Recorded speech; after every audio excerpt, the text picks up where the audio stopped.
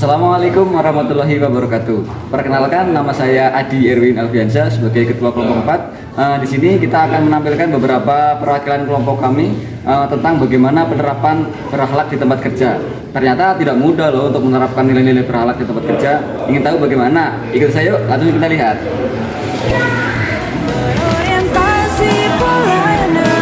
Assalamualaikum warahmatullahi wabarakatuh. Perkenalkan, nama saya Sohab Yudin, peserta Laskar CPNS Kabupaten Bekasi. Saya sebagai seorang pekerja medis yang ditugaskan di Puskesmas Karangbahagia.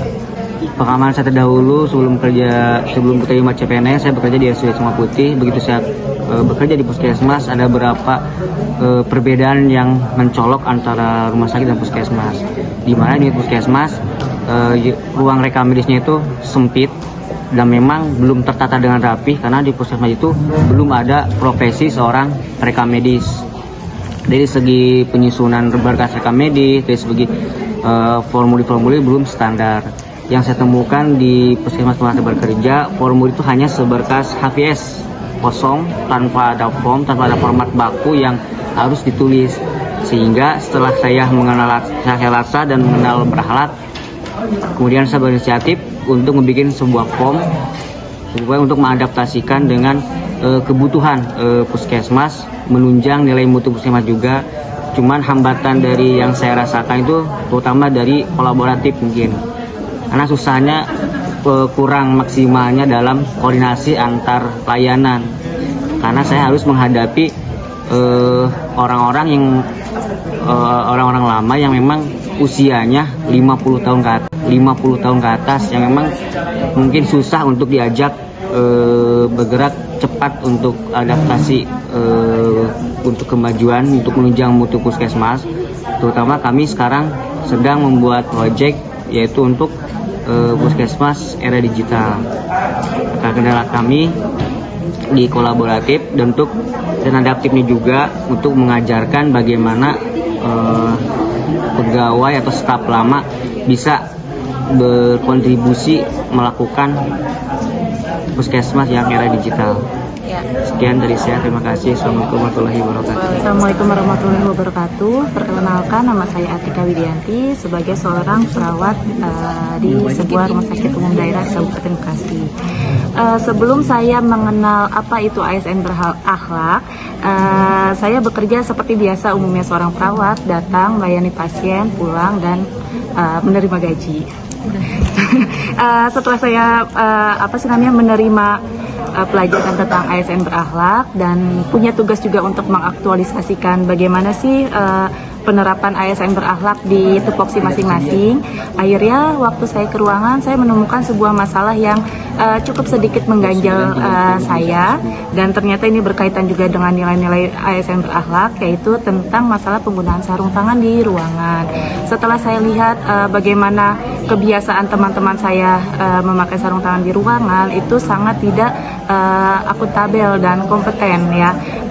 Tidak akuntabelnya di sini karena mereka menggunakan sarung tangan tidak sesuai dengan tidak sesuai dengan tempatnya. Mereka patuh menggunakan sarung tangan di setiap tindakan, tapi ada beberapa tindakan yang seharusnya tidak memakai sarung tangan, mereka memakai sarung tangan. Seperti itu. Hal seperti itu selain tidak berguna juga itu sarung tangan, dan juga membuang-buang anggaran. Terus selanjutnya tentang bagaimana kompetensi mereka sebagai seorang perawat dalam menggunakan APD, karena sudah jelas di beberapa SOP sudah tertulis bagaimana sih menggunakan sarung tangan yang benar. Nah itu menjadi salah satu masalah ya dalam dalam penerapan ASN berakhlak. Akhirnya apa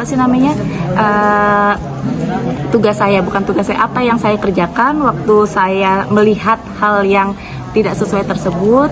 Pertama saya sedikit mengingatkan atau langsung mencontohkan bahwa memakai sarung tangan itu tidak boleh di luar area tindakan seperti itu. Terus saya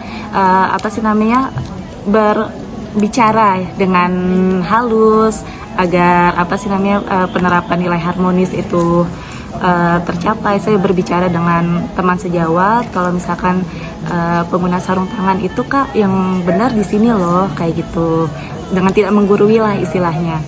Terus kendala yang saya alami dalam dalam penerapan nilai-nilai berakhlak, pertama mungkin karena saya anak baru ya di situ ya. Jadi kalau misalkan saya memberi saran itu tahu dari mana jawabannya atau emang kata siapa kayak gitu. Nah, jika saya menghadapi pertanyaan seperti ini, saya bisa biasanya saya langsung bilang ini loh ada di SOP-nya, atau kalau ya salah satu fungsi berakhlak yang saya gunakan adalah kolaboratif juga. Jadi saya bertanya kepada tim PPI atau pencegahan dan pengendalian infeksi untuk bekerja sama mengenai resosialisasi penggunaan sarung tangan di ruangan, dan agar para perawat patuh untuk menggunakan sarung tangan yang baik dan benar.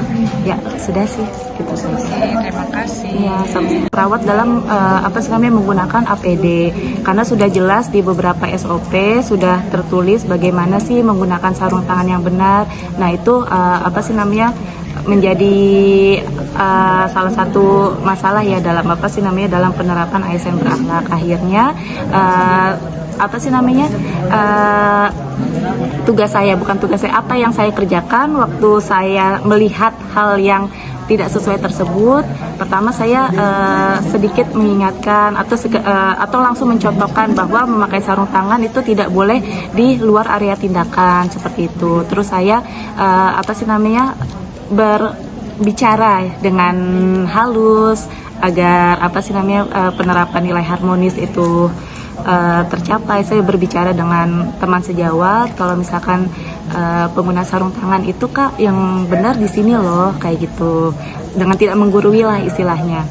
Terus kendala yang saya alami dalam dalam penerapan nilai-nilai berakhlak, pertama mungkin karena saya anak baru ya di situ ya. Jadi kalau misalkan saya memberi saran itu tahu dari mana jawabannya atau emang kata siapa kayak gitu. Nah, jika saya menghadapi pertanyaan seperti ini, saya bisa biasanya saya langsung bilang ini loh ada di SOP-nya, atau kalau ya salah satu fungsi berakhlak yang saya gunakan adalah kolaboratif juga. Jadi saya bertanya kepada tim PPI atau pencegahan dan pengendalian infeksi untuk bekerja sama mengenai resosialisasi penggunaan sarung tangan di ruangan, dan agar para perawat patuh untuk menggunakan sarung tangan yang baik dan benar. Ya, sudah sih gitu saja.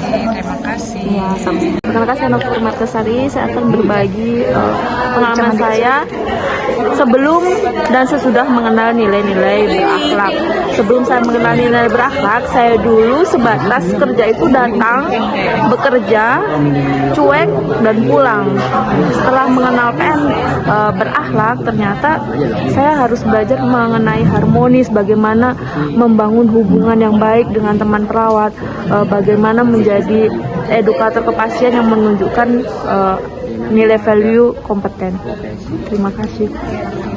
ada kendala dalam menerapkan nilai-nilai berakhlak? Mungkin kita harus lebih banyak untuk peduli dengan perawat, dengan teman kerja, tidak boleh terlalu cuek, hanya sebatas datang, pulang, dan terima gaji.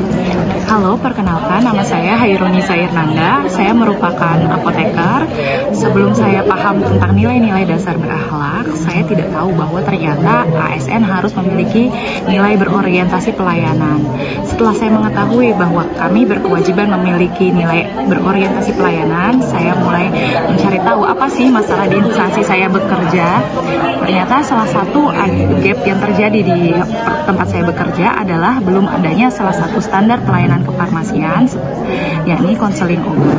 Oleh karena itu, saya mencoba untuk mengaktualisasikan kegiatan tersebut di instansi saya yang bertujuan untuk mengedukasi masyarakat, meningkatkan pemahaman pasien mengenai cara penggunaan obat itu, penyimpanan obat, dan efek samping dari obat tersebut, yang harapannya dapat meningkatkan kepatuhan pasien dalam pengobatan dan menghindari adanya medication error. Dalam kegiatan penerapan kegiatan konseling itu saya menggunakan bahasa yang santun, sopan dan ramah sehingga pasien dapat paham dengan nyaman, jelas dan informasi yang diperoleh itu menjadi tepat sehingga output dari kegiatan yang saya lakukan dapat lebih tercapai. Terima kasih. Selamat siang, nama saya Eka dari Puskesmas Kedung Waringin sebagai sanitarian. Sebelum saya mengenal nilai-nilai berakhlak, saya bekerja sebagai sanitarian, belum tahu untuk meningkatkan pelayanan kesehatan lingkungan itu diantaranya dengan memanfaatkan teknologi yang ada. Nah, dengan setelah mendapatkan materi nilai-nilai berakhlak, di situ ada adaptif, yaitu adaptif terhadap perubahan teknologi maupun budaya yang ada di lingkungan kerja. Nah, dalam aktualisasi saya sebelumnya belum bisa untuk membuat video ataupun infografis. Nah, dengan adanya nilai berakhlak ini, saya menjadi semangat untuk bisa meningkatkan kemampuan saya dalam bidang teknologi, yaitu membuat video maupun infografis untuk menunjang pelayanan kesehatan lingkungan. Hambatannya yang saya alami yaitu keterbatasan waktu, karena hanya 1 bulan saya kurang maksimal dalam membuat media-media komunikasi informasi dan edukasi tentang kesehatan lingkungan. Harapannya ke depan saya dapat meningkatkan kompetensi saya juga dalam meningkatkan mutu pelayanan. Nah, di sini saya berkolaborasi dengan teman-teman dalam pembuatan video dan menunjang di media sosial Puskesmas, diupload di YouTube Puskesmas. Terima kasih. Wassalamualaikum warahmatullahi wabarakatuh. Dari beberapa penerapan nilai-nilai berakhlak yang sudah kami tampilkan, dapat disimpulkan bahwa nilai-nilai dasar berakhlak memang sangat penting diterapkan di tempat kerja kita masing-masing, sehingga akan membentuk karakter ASN yang dapat membangun bangsa. Tetap semangat, kita dari kelompok 4, mantap!